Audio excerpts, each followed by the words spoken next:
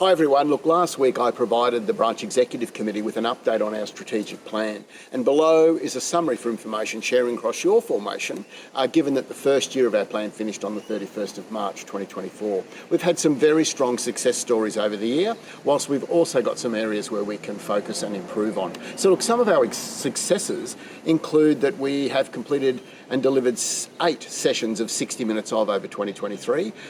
We've received $700,000 in funding from the State Government of Queensland to support Age Aid 2025. We were able to, through the state budget, achieve $1 million in funding over 2023-24 through to June 2025 to support infrastructure projects.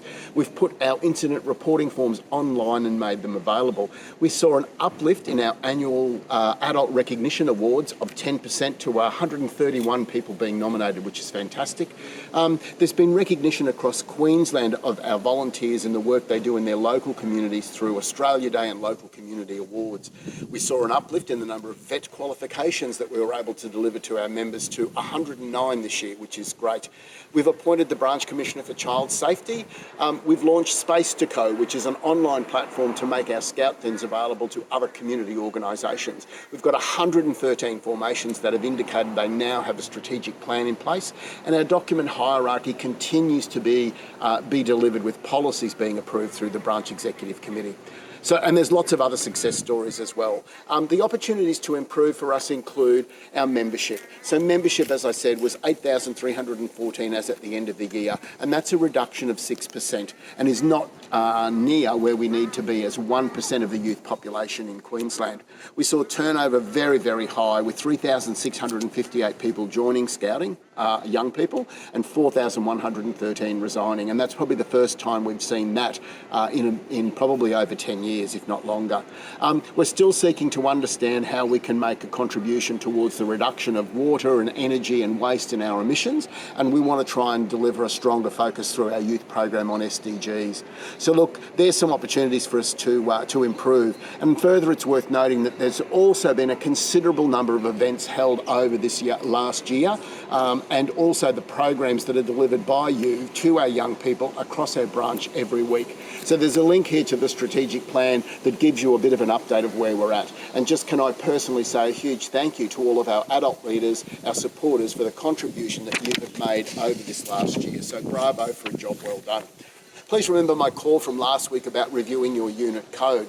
You know, the basis of appropriate behaviour is founded in our Scout Promise and law and is entwined through the Scout Youth Program. And at the core of that is the unit code. And this is a real opportunity for all units to review and revisit their code. So does your unit have a code? Is it displayed and visible for young people to see? And is it reviewed and discussed on a regular basis? So can I ask that all unit codes be reviewed, please, so that we can ensure that all youth members have a great scouting experience. And there are resources to support you around that at pr.scouts.com.au, and the link is below. Look, I have made a short video for groups, districts and regions that you can use at your ARPs, and they are all coming up. There's lots of them happening over the month of May and into June and July.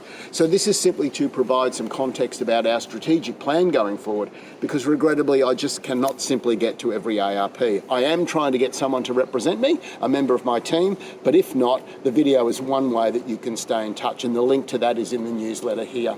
Look, as promised, the communication and guidelines to support you where the previous youth program supporter role did not transfer and those people still want to contribute to Scouting in some way is going to be with you shortly. We're still finalising the last component of the documentation and really making sure we try and understand the blue card implications, and I want to ensure that that's as accurate as we can get it before launching it. So a reminder that as part of those processes, we're introducing the visitor registration process for all Scout meetings, activities and events for all adult visitors, and that system is going to operate on a QR code. So if you think about our pandemic registration process, similar to that, and we're going to be providing you with a small supply of visitor lanyards to every formation for visitors to wear whilst they are attending, so that they can be easily identified by our young people. And these two changes very much align and strongly support the child safe policy that we've got in place. So please bear with us while we get that right, and I hope that'll be out quite shortly. I hope you have a great week and good Scouting.